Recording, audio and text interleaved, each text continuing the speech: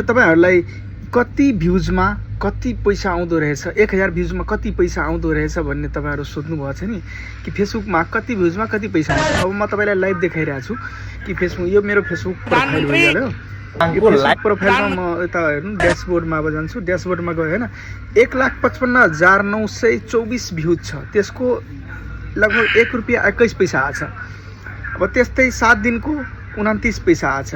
त्यस्तै आजको गऱ्यो भने आज मैले भिडियो नै हालेको छैन, भ्युज पनि आएको छैन। त्यही भएर 2 दिनदेखि म भिडियो हालेको थिएन केही समस्याले गर्दा।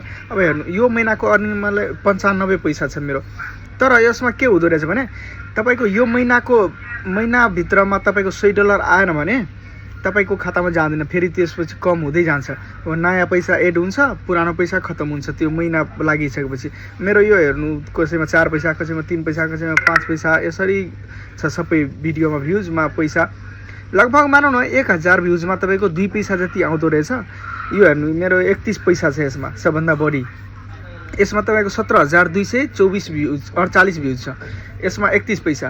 अब 17 दुना 34 लगभग 2 पैसाको एभरेजले गर्दा 2 पैसा हजारमा 2 पैसा आउँछ। अब मानौँ भिडियोको भ्युज जति, रिच जति, इन्गेजमेन्ट जति छ, मान्छे जति ढिलोसम्म हेर्छ त्यति 1000 मा बढी पैसा पनि आउन सक्छ। तर मान्छे के हुन्छ, थोरै हेर्छ के, क्लिक गर गयो, क्लिक गर गयो भने त्यसमा कम पैसा आउँदो रहेछ। अब पुरै भ्युज, पुरै पैसा, पुरै भिडियो हेऱ्यो भने अलिक पैसा राम्रो आउँदो रहेछ।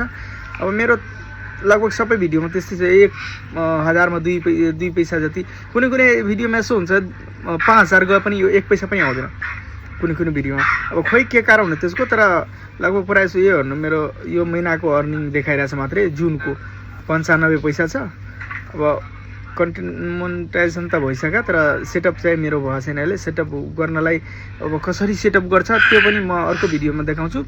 सेटअपको लागि प्यान नम्बर चाहिन्छ, पर्सनल प्यान बनाउनु पर्छ। पर्सनल प्यान मेरो अहिले बनाएको छैन, अब बिस्तारै बन्छ।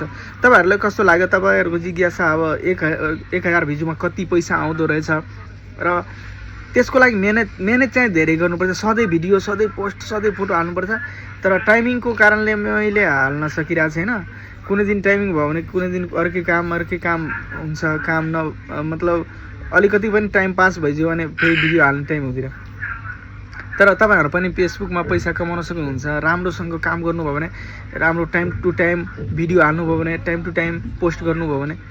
मेरो टाइमिङै थिएन, त्यही भएर यस्तो कम पैसा। तर बिस्तारै बिस्तारै मेरो टाइमिङ म सिस्टम मिलाइरहेको छु। अब कुन भिडियो, कुन खाले भिडियो हाल्ने भने मतलब सोचिरहेको छु। किनकि मैले धेरै थरीको भिडियो हाल्छु, तर धेरै थरी छोडेर कुनै